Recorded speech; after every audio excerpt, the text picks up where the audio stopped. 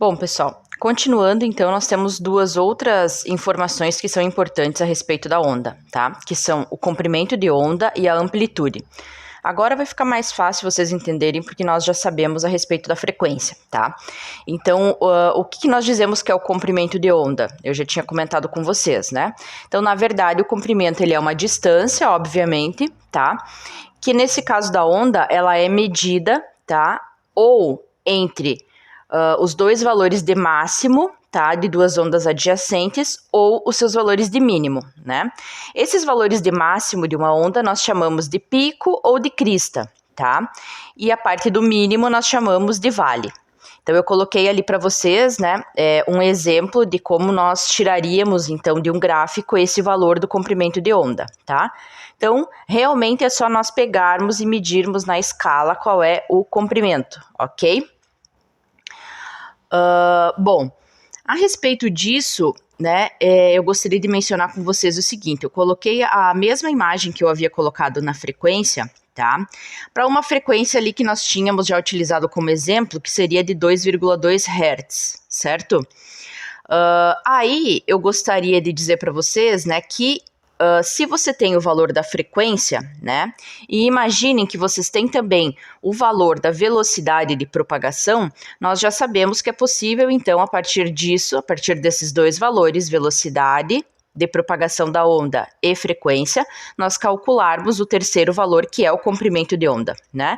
Como que nós faríamos isso? Utilizando aquela equação que eu passei para vocês, onde a velocidade de propagação é igual ao comprimento de onda, né, vezes a frequência. Quais são as unidades de medida que nós temos que utilizar para calcular, né? A velocidade de propagação, ela tem que estar em metros por segundo. O comprimento de onda, ele vai ser dado em metros e, no caso, a frequência, ela é dada em hertz, que significa a mesma coisa que segundo na menos 1. Ok? Bem facinho. Tá? Por que esse comprimento de onda ele é importante, tá? Ele pode estar relacionado, por exemplo, à capacidade que uma determinada onda tem, vamos supor, né, de interagir com um corpo. Então, imaginem que uma onda, né, de um determinado comprimento, se esse comprimento ele for muito pequeno, ou seja, uma onda de alta frequência, né, existe a possibilidade desse comprimento de onda, como ele é muito pequeno, né, fazer com que a onda realmente incida sobre nós e penetre de uma forma mais profunda, né? Por quê? Porque o comprimento de onda é pequeno. Agora, imaginem um comprimento de onda grande, vamos supor uma onda de rádio, né? Por que nós, pessoas, não geramos uma interferência, digamos, né, na propagação de uma onda de rádio? Porque ela é extremamente grande, né? Então, o comprimento dela vai lá de metros, por exemplo, às vezes até quilômetros. Então, o nosso tamanho, né, que seria uma barreira, por exemplo, para a propagação dessa onda, é muito pequeno, né? Então, na verdade, é como se a onda de rádio ela passasse por nós, né, e continuasse o seu caminho. Por quê? Porque o comprimento dela, o tamanho dela, digamos assim, é muito grande em comparação a nós, que somos uma barreira, né? Quando os comprimentos de onda são pequenos, aí o nosso corpo, né, ele pode sim exercer uma barreira, digamos, né, para a penetração dessa determinada onda, tá? E com relação à amplitude, então a amplitude nada mais é do que a intensidade daquela onda, tá? O que eu quero dizer com isso? Imaginem que vocês têm uma lâmpada, certo? Vocês têm a lâmpada e a lâmpada ela está emitindo uma certa luz branca. Dentro da luz branca, né, nós sabemos que tem todo aquele espectro do visível. Ok. Todas essas frequências, se nós estamos aqui no mesmo ambiente, tá? Eu não mudei de meio. Vamos supor que é essa mesma lâmpada aqui que está incidindo sobre mim, certo? Então, uma lâmpada, uma mesma lâmpada, né? Que está emitindo, por exemplo, uma luz, mas essa luz está fraca, de baixa intensidade, né? O que está variando? Somente a amplitude de todas as minhas ondas, tá? Como a luz é a mesma, a velocidade de propagação é a mesma, que é o ar, o comprimento de onda se mantém, a frequência se mantém. O que varia é somente ela ser fraca, baixa amplitude, ou ela emitir uma maior quantidade de luz, né? mas a mesma luz, certo? Isso vai ficar um pouco mais claro lá quando eu falar do efeito fotoelétrico, né, que é aquela questão que o Einstein avaliou, tá? Então lá vai ficar um pouquinho mais claro.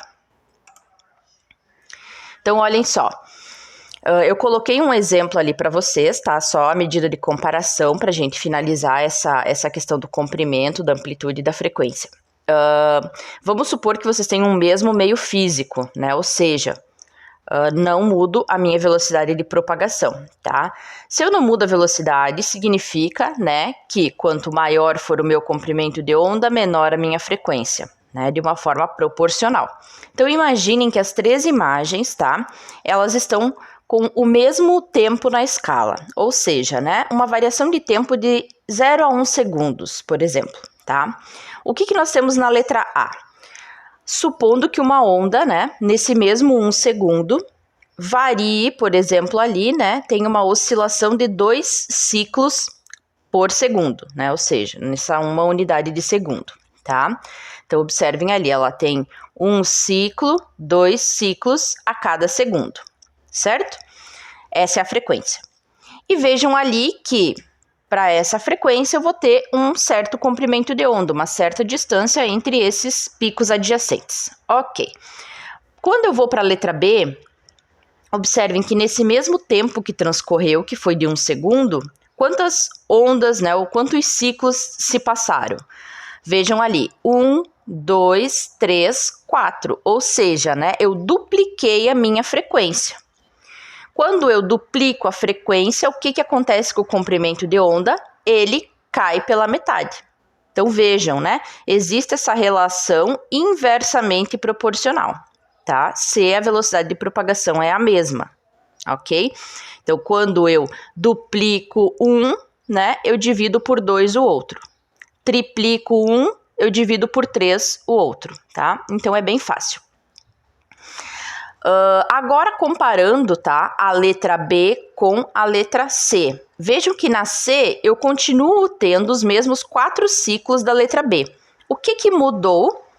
Somente a intensidade da oscilação. Então no B nós temos uma amplitude de onda maior, né? Então as ondas elas têm um máximo e um mínimo, né, maiores do que na letra C. Então, na letra C, as ondas elas estão variando muito menos, elas têm menos intensidade, então elas têm menor amplitude, tá?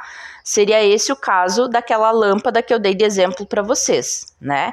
Então, uma mesma lâmpada com a mesma luz, tá? Incidindo sobre o mesmo meio. Se ela estiver fraquinha, amplitude pequena, né? Então, eu tenho pouca luz dessa sendo emitida no meio. Agora, se a luz, essa mesma lâmpada, né, conseguir ficar mais forte, emitir mais dessa luz, então eu aumentei a intensidade, mas não variei a luz, nada, não variei a lâmpada, não variei o ambiente, nem nada disso. A única coisa que muda é que eu aumentei a intensidade dessa luz, então eu aumentei a sua amplitude e o restante continuou tudo igual, ok?